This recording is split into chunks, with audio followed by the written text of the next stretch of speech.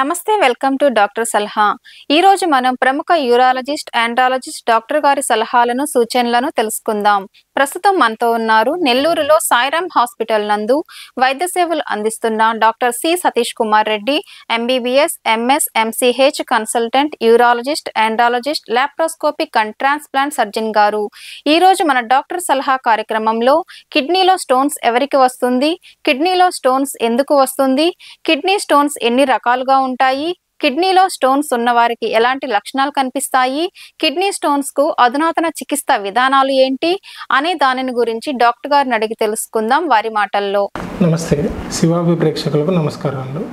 నా పేరు doctor Satish Reddy, consultant urologist and andrologist, Sairam hospital, Sriharinagar, 7th line, Muthyalapalem, Nellore. ఈరోజు నేను మీ ముందుకు రావడానికి గల ముఖ్య కారణం కిడ్నీ స్టోన్స్ గురించి, మీకు దాన్ని ఎలా ఏర్పడతాయి, దానికి ఏమి లక్షణాలు వస్తాయి, ఎవరికి వస్తాయి, దానికి వచ్చినప్పుడు ఏమి స్కానింగ్ చేయాలి, దానికి ట్రీట్మెంట్ ఏమేమి మందులు వాడతారు, దానికి ట్రీట్మెంట్కి అవసరం అయిన ఆపరేషన్లు, దాని గురించి మీకు వివరాలు తెలిపేదానికి నేను మీ ముందుకు వచ్చాను.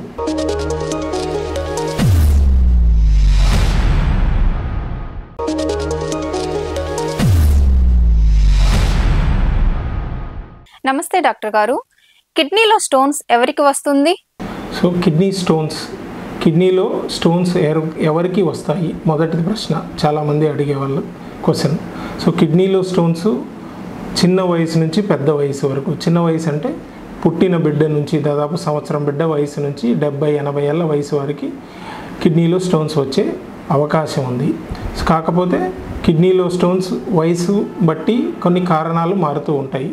సపోజ్ ఇప్పుడు మనం పుట్టిన బిడ్డ నుంచి తీసుకుంటే ఫస్ట్ 1 సంవత్సరం నుంచి 5 నుంచి 10 సంవత్సరాల లోపు వరకు డిఫరెంట్ కారణాలు వలన కిడ్నీలో స్టోన్స్ ఏర్పడతాయి. ఒకటి, కిడ్నీ వాపు ఉండటం, దానివల్ల కిడ్నీలో స్టోన్స్ ఏర్పడతాయి. ఎందుకంటే పుట్టుకతోనే కిడ్నీ లోపంగా పుట్టడం ఒకటి. 2, కిడ్నీలు జాయింట్గా పుట్టడం ఒకటి, అంటే అనామలస్ కిడ్నీస్ అంటారు దీనిని. జాయింట్గా పుట్టడం వలన కిడ్నీ నుంచి ఏర్పడిన యూరిన్ ఫ్రీగా కిందకి మూత్రాశయానికి రాకుండా కిడ్నీలో స్టాక్ అయి అవి రాయిగా ఏర్పడతాయి. సో అనామలస్ కిడ్నీ ఒక కారణం. సో ఈ 2 మేజర్ కారణాలు చిన్న వయసులో అంటే బిలో 10 years రావడానికి, స్టోన్స్ వచ్చేదానికి కారణం. సెకండ్, ఫ్రమ్ 20 years నుంచి 40 years 50 years వరకు ఎక్కువ భాగం లైఫ్ స్టైల్ వల్ల వస్తూ ఉంటాయి. అంటే కారణం ఒకటి, లైఫ్ స్టైల్ వాళ్ళు అవలంబించే పద్ధతులు, అంటే తినే ఆహారం, తాగే నీళ్ళు, ఇవి మెయిన్. సో దాని కారణాల వల్ల 20 నుంచి 50 ఏళ్ళ వయసు వరకు వస్తూ ఉంటాయి. ఇంకా 60 ఏళ్ళ నుంచి 80 ఏళ్ళ వయసు వారికి ఏంటంటే ఇంకా డిఫరెంట్ కారణాలు ఉంటాయి. ఒకటి, షుగర్ ఉండటం, ఇన్ఫెక్షన్స్ రావటం, యూరిన్ పూర్తిగా మూత్రాశయం నుంచి బయటికి వెళ్ళక బ్లాడర్లో స్టాక్ అయ్యి అది స్టోన్స్గా ఏర్పడడం, ఇవి కారణాలు. సో ఒక 60 నుంచి 80 years 75 years 90 years వరకు కారణాలు సపరేట్గా ఉంటాయి. సో డిఫరెంట్ రీజన్స్ వల్ల స్టోన్స్ ఏర్పడే అవకాశం ఉంటుంది.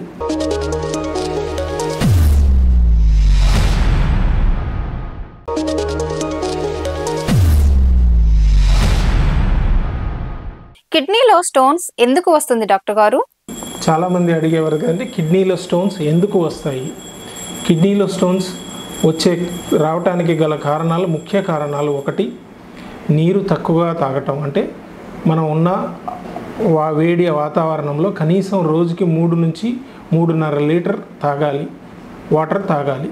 సో ఆ రకంగా తాగడం వలన ఏమవుతుందంటే అట్లీస్ట్ 1 నుంచి 1.5 లీటర్ ఆఫ్ మూత్రం ఏర్పడుతుంది. సో ఆ మూత్రం 1 నుంచి 1.5 లీటర్ మూత్రం ఏర్పడడం వలన మన బాడీలో ఉండే లవణాలు అంటే సోడియం, పొటాషియం, కాల్షియం ఇవన్నీ యూరిన్లో ఎక్స్క్రీట్ అవ్వగలుగుతాయి. అదే తక్కువగా కానీ యూరిన్ ప్రొడ్యూస్ అవుతే ఏమవుతుందంటే మన కిడ్నీలో డిపాజిట్ అవుతాయి. సో ఆ డిపాజిట్ అవ్వడం వల్లనే స్టోన్స్ ఏర్పడతాయి. ఇది ఒక మెయిన్ కారణం. సో వాటర్ ఇంటేక్ తగ్గిపోవటం. సెకండ్ మెయిన్ కారణం, ప్రోటీన్ ఇంటేక్ ఎక్కువగా అవ్వడం. ఈ మధ్య ప్రతి చిన్న బిడ్డ నుంచి తీసుకుంటే 50 ఏళ్ళ వారి వరకు కూడా నాన్ వెజ్ లేనిదే ఆహారం తినడం లేదు. సో చిన్నపిల్లవాళ్ళకైనా ఫాస్ట్ ఫుడ్ అయినా కానీ, పెద్దవాళ్ళకి నాన్ వెజ్, అది బిర్యానీ కానీ, చికెన్ ఫ్రైస్ కానీ, ఫిష్ కానీ, మటన్ కానీ, ఏదైనా కానీ. సో అది నాన్ వెజ్ అంటే అనిమల్ ప్రోటీన్ ఎక్కువగా తీసుకుంటున్నారంటే బాడీ కంటే అవసరం మించి, మోతాదుకు మించి తీసుకుంటున్నాం. సో మనం 60 కేజీలు ఉన్నాం అనుకోండి, వారానికి 60 గ్రాములు సరిపోతుంది. మనకు రోజులోనే 60 గ్రాములు తినేస్తున్నాం ప్రోటీన్. అది కూడా animal protein, normal vegetable protein కాదు. వెజిటేబుల్ ప్రోటీన్ ఈజీగా డైజెస్ట్ అవుతుంది, కానీ అనిమల్ ప్రోటీన్ ఎక్కువగా డైజెస్ట్ కాదు. సో అది ఏమవుతుందంటే ఫ్యాట్గా అక్యుములేట్ అవుతుంది. దానివల్ల మనకి ప్రోటీన్ హై కాన్సన్ట్రేషన్లో ఉండడం వల్ల ఎక్కువ భాగం యూరిన్లో స్టోన్స్ ఏర్పడే అవకాశం ఉంటుంది. ఇది సెకండ్ కారణం. థర్డ్, ఉప్పు శాతం ఎక్కువగా ఉన్న ఆహారాలు అంటే ప్రిజర్వేటివ్స్ ఫుడ్స్ కానీ, ఫాస్ట్ ఫుడ్స్ కానీ, ఉప్పు శాతం ఎక్కువగా ఉండేటి. ఇప్పుడు ఫ్రైస్ కానీ, ఏదైనా నాన్ వెజిటేరియన్ ఫ్రై ఉండడం, ప్రిజర్వేటివ్ వాడి ఉండడం, ఇట్లాంటి దాంట్లో ఉప్పు శాతం ఎక్కువగా మనం చాలామంది ప్రిజర్వేషన్ కోసం కలుపుతారు. సో ఉప్పు శాతం ఎక్కువగా ఉండడం వలన, ఆ ఫుడ్స్లో మనం తీసుకోవడం వలన ఏమవుతుందంటే ఉప్పు బాడీలోకి వెళ్ళిన తర్వాత కాల్షియంతో కంబైన్ అయ్యి స్టోన్ ఏర్పడేదానికి దోహదపడుతుంది. సో ఉప్పు ఎక్కువగా తీసుకునే వారికి, ఉప్పు శాతం ఉన్న ఫుడ్స్ ఎక్కువగా తీసుకునే వారికి స్టోన్స్ వచ్చే అవకాశం ఎక్కువగా ఉంది. ఇంకా నెక్స్ట్ కామన్ కాజెస్ ఏంటంటే ప్రోటీన్, వెజిటేబుల్ ప్రోటీన్ అయినా కానీ కొందరు యానిమల్ ప్రోటీన్ కూడా వెజిటేబుల్ ప్రోటీన్ కూడా ఎక్కువగా తీసుకునే వాళ్ళు ఉన్నారు. అంటే పన్నీర్, అంటే డైరీ ప్రోడక్ట్స్ ఎక్కువగా తీసుకోవడం వలన కూడా వెజిటేబుల్ ప్రోటీన్ కూడా కొంచెం వరకు డైజెస్ట్ అవ్వగలదు, కానీ ఎక్కువగా తీసుకోవడం వల్ల అది కూడా మోతాదుకు మించి అది కూడా స్టోన్స్ ఫామ్ అయ్యేదానికి దోహదపడుతుంది. ఇది కాకుండా షుగర్ ఉన్న వారికి రిపీటెడ్ యూరినరీ ట్రాక్ట్ ఇన్ఫెక్షన్స్ రావటం వలన ఆ యూరిన్ ఇన్ఫెక్షన్స్లోంచి అమోనియా అనే ద్రవం ఏర్పడి కిడ్నీలో స్ట్రోయిడ్ స్టోన్స్ ఏర్పడతాయి. మెగ్నీషియం, అమోనియం, ఈ మూడు కలిసి magnesium, ammonium carbonate stones form అవుతాయి. ఇది స్ట్రోయిడ్ స్టోన్స్ అంటాం. ఇవి ఎక్కువ భాగం ఆడవారిలో డయాబెటిక్స్లోనే చూస్తూ ఉంటాం. ఇవి కాకుండా లెస్ కామన్ కాజెస్ ఉన్నాయి. ఒకటి ఒబేసిటీ ఉండటం వలన, ఫిజికల్ యాక్టివిటీ లేకపోవడం వలన స్టోన్స్ ఏర్పడతాయి. ఇంకో కారణం ఏంటంటే కొన్ని మందులు వాడే వారికి కొందరికి ఫిట్స్ ఉన్నాయి, అవి కంటిన్యూగా మెడిసిన్స్ వాడుతూ ఉంటారు, న్యూరాలజీకి సంబంధించింది, దానివల్ల కూడా స్టోన్స్ ఏర్పడతాయి. కొందరు హెచ్ఐవి పేషెంట్స్ ఉంటారు, వాళ్ళు కొన్ని హెచ్ఐవి మెడికేషన్స్ వాడుతూ ఉంటారు, దానివల్ల కంటిన్యూగా సంవత్సరాల తరబడి వాడడం వల్ల దానికి సంబంధించిన మెడిసిన్స్ సైడ్ ఎఫెక్ట్గా కూడా కొన్ని స్టోన్స్ ఏర్పడతాయి. సో స్టోన్స్ ఎక్కువగా మనకు కారణం మెయిన్గా 2 కారణాల నుంచి చెప్పగలం. ఏంటంటే వాటర్ ఇంటేక్ తక్కువ తీసుకోవడం, 2 non veg intake, animal protein ఎక్కువగా తీసుకోవటం. ఈ 2 అయితే ఎక్కువగా కామన్గా చూసే కారణాలు. సో ఈ 2 కారణాలను మనం అడ్రస్ చేయగలిగితే సాధారణంగా 50 to 60% స్టోన్ డిసీజ్ని అవాయిడ్ చేయగలుగుతాం. కొందరు పెద్దవాళ్ళు అంటే ఎర్లీ ఏజ్లోనే గర్భసంచి తీసేస్తారు, కొందరికి 30 ఏళ్ళకే 35 ఏళ్ళకే తీసేస్తుంటారు. సో వాళ్ళు కంటిన్యూగా కాల్షియం తీసుకుంటూ ఉంటారు. కాల్షియం ట్యాబ్లెట్స్ కానీ, కొన్ని కాల్షియం ఇంజెక్షన్స్ కానీ, మంత్లీ కాల్షియం ట్యాబ్లెట్స్ ఇట్లా ఉన్నాయి. సో అవి ఎక్కువగా తీసుకోవడం, బాడీలో కాల్షియం లెవెల్స్ పెరగడం వల్ల కూడా స్టోన్స్ ఏర్పడే అవకాశం ఉంటుంది. సో ఇవి కాల్షియం తీసుకునే వాళ్ళు ఎక్కువ భాగం వాళ్ళ బాడీలో బ్లడ్లో కాల్షియం ఎంత ఉంది లెవెల్ అని కనీసం 6 నెలలకు ఒకసారైనా ఖచ్చితంగా చెక్ చేయించుకోవాలి.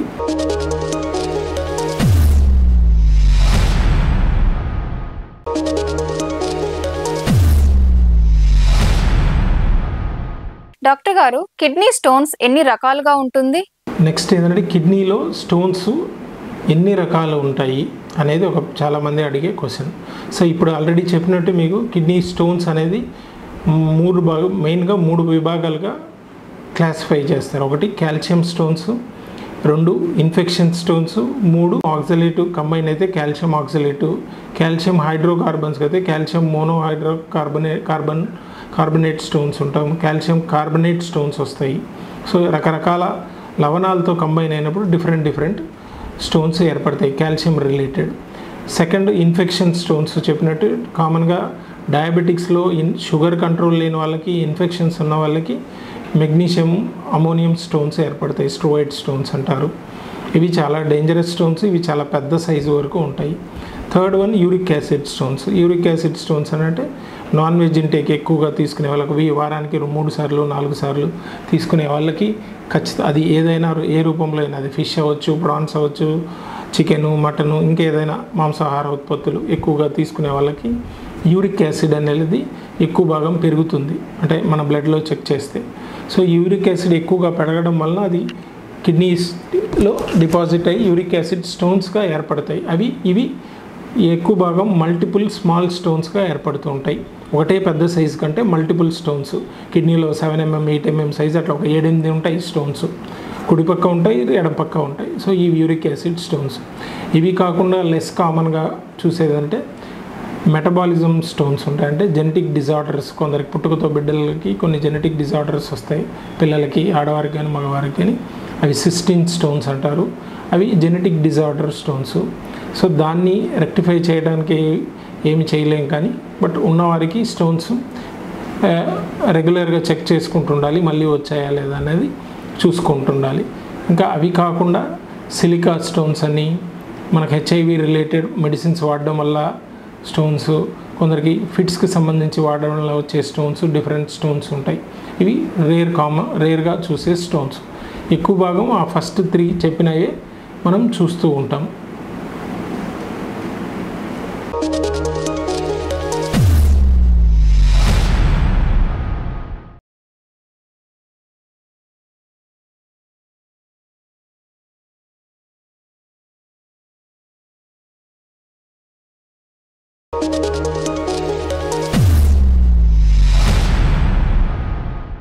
కిడ్నీలో స్టోన్స్ ఉన్న వారికి ఎలాంటి లక్షణాలు కనిపిస్తాయి డాక్టర్ గారు?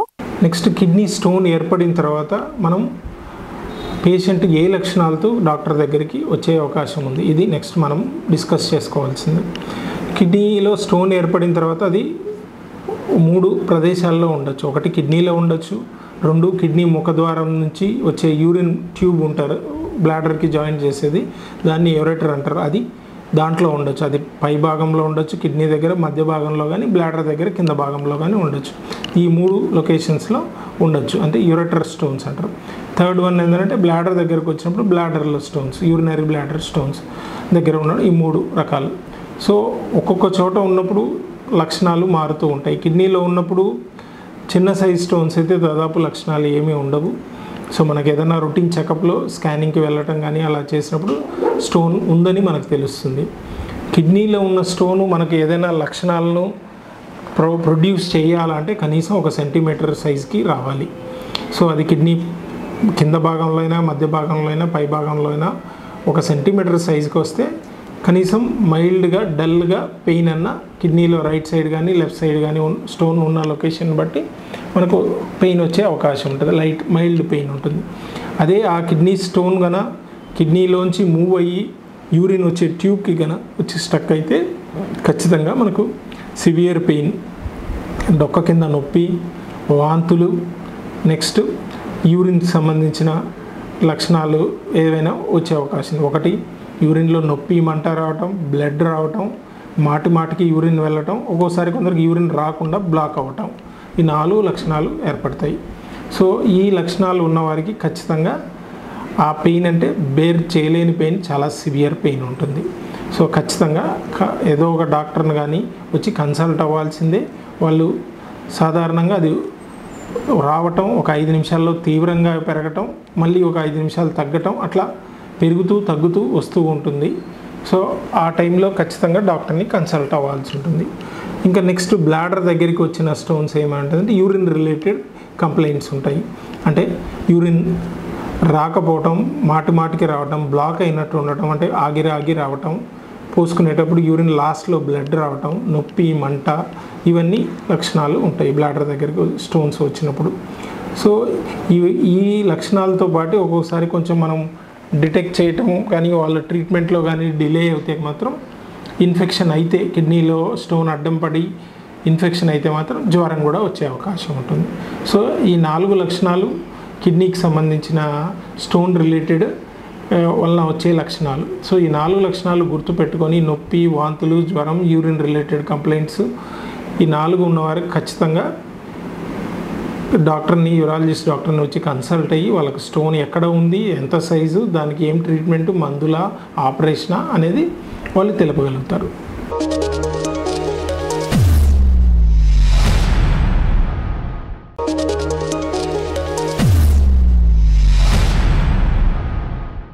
డాక్టర్ గారు, కిడ్నీలో స్టోన్స్ ఉన్నాయని కనుక్కోవడం కోసం ఎలాంటి స్కాన్స్ చేస్తారు డాక్టర్ గారు? సో ఈ లక్షణాలతో వచ్చిన వారికి కిడ్నీలో స్టోన్స్ ఉన్నాయని సాధారణంగా ఈ లక్షణాలను బట్టే చెప్పచ్చు. బట్ మనకు తెలియాల్సింది అది కిడ్నీలో ఉందా, ఆ యూరేటర్ ట్యూబ్లో ఉందా, బ్లాడర్ దగ్గరికి వచ్చిందా అనేది తెలియాలి. సో ఇవి తెలియాలన్నప్పుడు మనకి ఏమవుతుందంటే స్కాన్ చేయాలి, స్కానింగ్ చేయొచ్చు. దీనికి స్కానింగ్కి ఫస్ట్ మనం ఏంటంటే ultrasound scan of the abdomen and pelvis అని చేస్తాం, అంటే నార్మల్ అల్ట్రాసౌండ్ స్కాన్. ఈ స్కానింగ్లో సాధారణంగా కిడ్నీలో ఉన్న స్టోన్స్ కనపడతాయి, ఎన్ని ఉన్నాయి, ఎంత సైజు ఉన్నాయి, ఎక్కడ ఉన్నాయి అనేది కిడ్నీలో స్టోన్స్ కనపడతాయి. కొందరికి కిడ్నీ నుంచి జారి ట్యూబ్లోకి వచ్చిన స్టోన్స్కి అల్ట్రాసౌండ్ స్కానింగ్లో కనపడవు. సో అలా కనపడకుండా మనకు దానికి ఇండైరెక్ట్గా కిడ్నీ వాపులాగా చూపిస్తుంటుంది.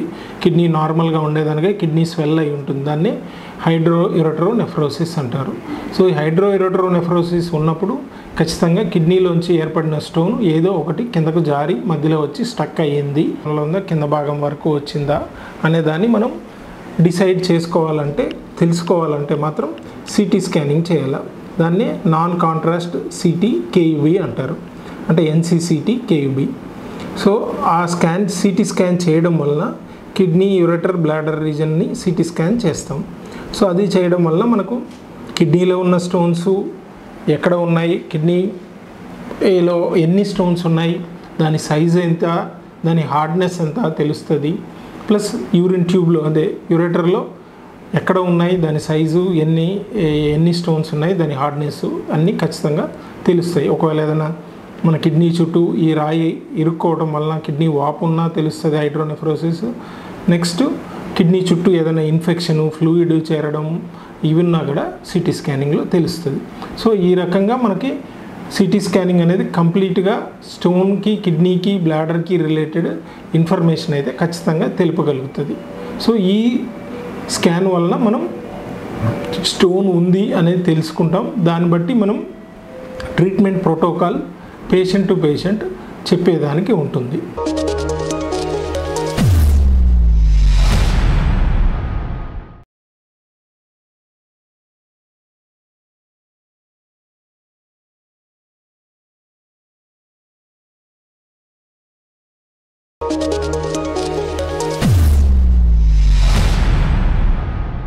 డాక్టర్ గారు, కిడ్నీలో స్టోన్స్కు అధునాతన చికిత్సా విధానాలు ఏంటి?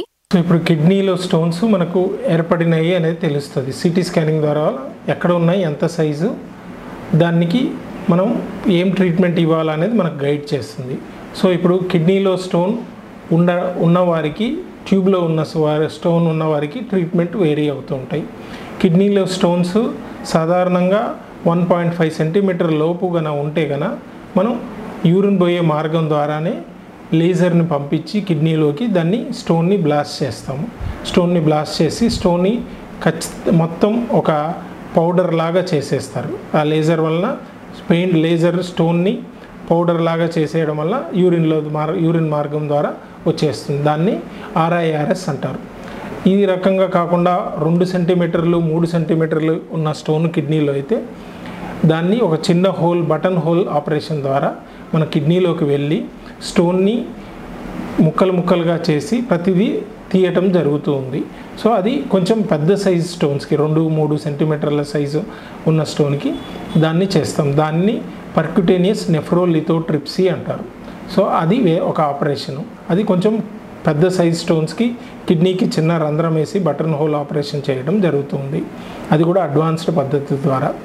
ఇది బిలో 1.5 సెంటీమీటర్స్ కిడ్నీ స్టోన్స్కి అయితే మాత్రం ఖచ్చితంగా RIRS ప్రొసీజర్ ద్వారా మనం స్టోన్ని హోల్ లేకుండా కంప్లీట్గా పౌడర్ లాగా చేసేసి దాన్ని ఆ డస్ట్ని కూడా తీయటం జరుగుతుంది. అవి కాకుండా కిడ్నీలో స్టోన్స్ కాకుండా పై భాగంలో ఉన్న స్టోన్స్ కానీ, మధ్య భాగంలో ఉన్న స్టోన్స్ కానీ, బ్లాడర్ దగ్గరికి వచ్చిన స్టోన్స్ కానీ యూరిన్ పోయే మార్గం ద్వారానే స్టోన్ని కంప్లీట్గా లేజర్ ద్వారా బ్లాస్ట్ చేసి తీసేయచ్చు. సో హోల్ అనేది కూడా లేకుండా ప్రొసీజర్ ద్వారా చేస్తాము. ఇప్పుడు బ్లాడర్ దగ్గరికి వచ్చిన స్టోన్స్ని, బ్లాడర్లో ఉన్న స్టోన్స్ని కూడా ఎండోస్కోప్ పంపించి యూరిన్ పోయే మార్గం ద్వారా స్టోన్ బ్లాస్ట్ చేసి తీయటం జరుగుతుంది. ఇవన్నీ దాదాపు safe procedures, very minimal blood loss ఉండే ప్రొసీజర్స్, ఈరోజు చేస్తే రేపు సాయంత్రానికి ఇంటికి పంపించే ప్రొసీజర్స్, ఇంటికి వెళ్ళిన తర్వాత కూడా 1 or 2 days రెస్ట్ తర్వాత వాళ్ళ డైలీ యాక్టివిటీ చేసుకోగలిగే ప్రొసీజర్స్. సో ఇవన్నీ 100% సేఫ్ అన్నమాట. సో దానివల్ల అపోహలు ఏమీ అవసరం లేదు. చాలామందికి అడుగుతూ ఉంటారు, ఒకసారి కిడ్నీలో స్టోన్స్ తీసేస్తే మళ్ళీ తిరిగి వస్తాయి, అందుకనే మేము ఆపరేషన్ చేయించుకోకుండా ఉంటున్నాము అని. ఇది చాలామంది వరకు ఉన్న అపోహ. కిడ్నీలో స్టోన్స్ ఒకసారి తీస్తే అందరికీ రావు, కాకపోతే కారణం తెలుసుకోవాలా. కిడ్నీలో స్టోన్ తీసిన తర్వాత స్టోన్ని టెస్టింగ్కి పంపించాలా, వారికి అనాలిసిస్ చేయాలి. స్టోన్ అనాలిసిస్ అంటారు. అంటే కాల్షియం వల్ల వచ్చిందా, సోడియం పెరగడం వల్ల వచ్చిందా, ఇన్ఫెక్షన్ వల్ల వచ్చిందా, మనకి ప్రోటీన్ ఇంటేక్ ఎక్కువ అవడం వల్ల యూరిక్ యాసిడ్ స్టోనా. సో ఈ కారణాలు తెలుసుకున్న తర్వాత ఏమవుతుందంటే దానికి సంబంధించిన డైటరీ, అంటే మన ఆహారము, తాగే నీరులో మార్పులు చేసుకోవాల్సి ఉంటుంది. అవి చేసుకోకుండా ఉంటే ఖచ్చితంగా మళ్ళీ తిరిగి వచ్చే అవకాశం ఉంటుంది. అలాగని స్టోన్ని మనకు ఉంది కదా మనకు చేయించుకోకుండా ఉంటే తగ్గిపోతుంది అనేది కాదు. స్టోన్ అలాగే ఉంటే కిడ్నీ డ్యామేజ్ అవుతుంది. ఎక్కువ నెలలు, సంవత్సరాలు అయితే కిడ్నీ ఫంక్షనింగ్ పోతుంది. ఒక స్టేజ్కి పోయిన తర్వాత మన కిడ్నీ ఫంక్షనింగ్ పోయిన తర్వాత స్టోన్ తీసినా పెద్దగా ఉపయోగం ఉండదు. ఎందుకంటే మనం స్టోన్ తీసేదే కిడ్నీ ఫంక్షనింగ్ బెటర్ అయ్యేదాని కోసం చేస్తాం. సో ఈ రకంగా ఉన్న అపోహల్ని తొలగించుకోవాల్సిందిగా నేను కోరుతూ ఉన్నాను. 2, ఈ కిడ్నీ స్టోన్స్ ఉన్నవారు ఆహారంలో ఏం మార్పులు చేసుకోవాలి అనేది వాళ్ళు చాలామంది అడుగుతుంటారు. So water intake, non veg main తీసుకోవాలి, అవి తగ్గించాలి. ఆ 2 నియంత్రణలుగా పాటించగలిగితే వాళ్ళు మళ్ళీ రిపీట్గా స్టోన్స్ వచ్చే అవకాశం ఉండదు.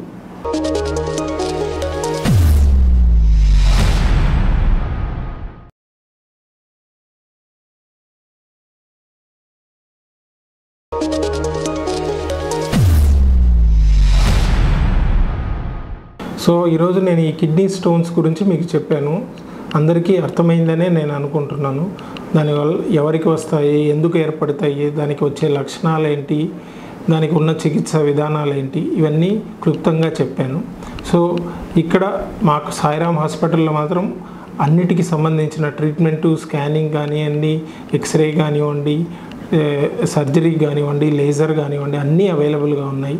సో సేఫ్ పద్ధతిలో చేయగలిగేదానికి మేము ఎక్సలెంట్గా ట్రైన్ అయ్యి ఉన్నాం. సో ఈ ప్రొసీజర్స్ వలన ఎవరికి ఏమీ ఇబ్బంది రాకుండా గత 5-6 సంవత్సరాల నుంచి మేము చేయగలుగుతున్నాం. సో మీకు కాన్ఫిడెంట్గా మేము కిడ్నీ స్టోన్స్ ఎంత పెద్ద సైజ్ స్టోన్ అయినా కానీ మీకు ఇబ్బంది లేకుండా క్లియర్ చేయగలిగే ధైర్యము, సత్తా ఉన్న మేము మీకు ఈ అవకాశాన్ని సద్వినియోగం చేయవలసిందిగా కోరుకుంటున్నాము. ఈ అవకాశం ఇచ్చిన శివాబి ఛానల్ వారికి ధన్యవాదములు. I'm doctor Satish Reddy, consultant urologist and andrologist, Sairam hospital, Srihari Nagar, 7th Lane, Muthyalapalem, Nellore. చూశారు కదండి, కిడ్నీలో స్టోన్స్ ఎవరికి వస్తుంది, కిడ్నీలో స్టోన్స్ ఎందుకు వస్తుంది, కిడ్నీ స్టోన్స్ ఎన్ని రకాలుగా ఉంటాయి, కిడ్నీలో స్టోన్స్ ఉన్న వారికి ఎలాంటి లక్షణాలు కనిపిస్తాయి. రేపు మరొక వైద్య నిపుణుల ద్వారా వారి సలహాలను, సూచనలను తెలుసుకుందాం. ఈ కార్యక్రమం ప్రతిరోజు మీ శివాబి న్యూస్ ఛానల్ నంబర్ 17 నందు ఉదయం 8:30 తిరిగి మధ్యాహ్నం 2:30 మరియు రాత్రి 9:30 ప్రసారమగును. యువర్స్ భారతి.